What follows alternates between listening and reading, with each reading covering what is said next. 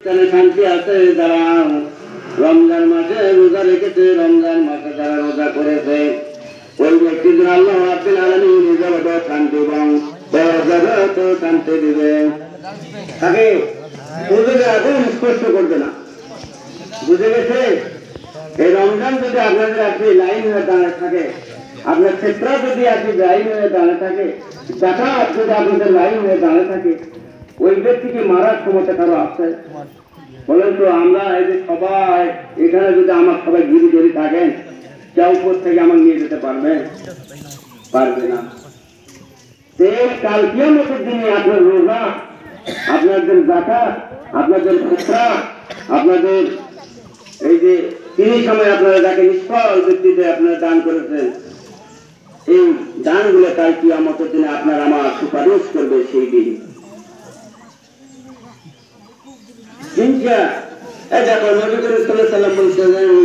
আবু হুরায়রা রাদিয়াল্লাহু তাআলা বলেছেন, এক বিন্দু পরিমাণ, এক ফুল পরিমাণ যার হিংসা আছে, আল্লাহ রাসূল বলেছেন সে কোনোদিন দূরত্ব প্রবেশ করবে না, দূরত্ব যাওয়ার জন্য তার কোনো ক্ষমতা আল্লাহ পাক দিবে না।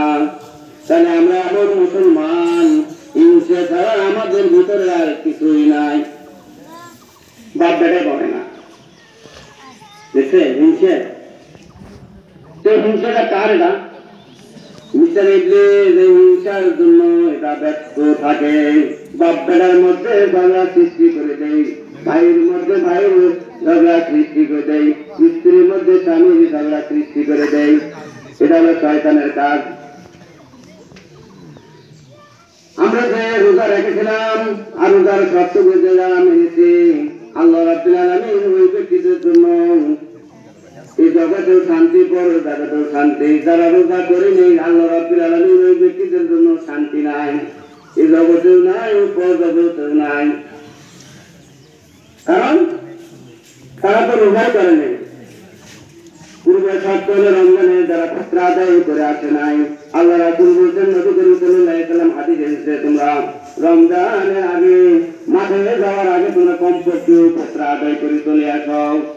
তোমরা যারা নিঃসম্বল ব্যক্তি তাদেরকে দাও, নিঃসম্বল ব্যক্তিকে না দিয়ে আমরা নিজের যে বাড়ি, মনে করে আমার বোন গরিব মানুষ, তাকে সবগুলো দিয়ে দিচ্ছি। আপনাকে কি ফিতরা আদায় শর্তগুলিকে আদায় হয়ে গেছে? আল্লাহ রাসূল কোরআন কারীমের মধ্যে বলেছেন, ৮ শ্রেণীতে তোমরা ফিতরা আদায় করে দাও, ৮ শ্রেণীতে তোমরা ফিতরা বন্টন করে দেব ৮ ব্যক্তির মাধ্যমে। তাহলে আমরা এমন ভাবে বন্ধন করে নিজের পুরো ভাইয়ের শব্দ শেষ করে দিয়েছি। এই যে ফকির একটা, মিসকিন একটা, নিঃসম্বল একটা, আদায়কারী একটা, আর একটা আল্লাহর জমিনে কোরআন প্রতিষ্ঠা করবে তার জন্য একটা, আর ঋণগ্রস্ত ব্যক্তি একটা, আর মুসলমানের কোন জায়গা থেকে আপনার এখানে যে টাকা পড়ে গেছে সেই ব্যক্তি একটা। এই ৮ ব্যক্তির জন্য বলেন তো আপনার এইভাবে কি ফিতরা বন্ধ করে দিচ্ছে? আমি আমার মসজিদে দেখলাম যাদের কিভাবে ফিতরা বন্ধ করলেন, সেটা হলো বন্ধন। এটা শরীর হলো, কোরআন আপনারা মানলেন, হাদিস মানলেন, মানছেন কি আপনারা বলেন না কেন? আরে এখন তো কথা বলা যাবে, ওরা খালি পুস্তক শুনে কথা বলেন। এখন তো আমার পুস্তক শুনতেছে না, এখন আপনারা কথা বলেন। হ্যাঁ, এখন বলবো, যেহেতু আমার সভাপতি সাহেব বলছে না মাঠটা না ভর্তি হয় না।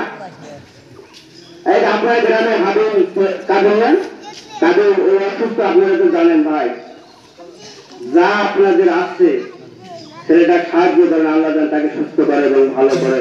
সবাই বলি আমিন। আর আপনাদের দানটা যেন আল্লাহ কবুল করে।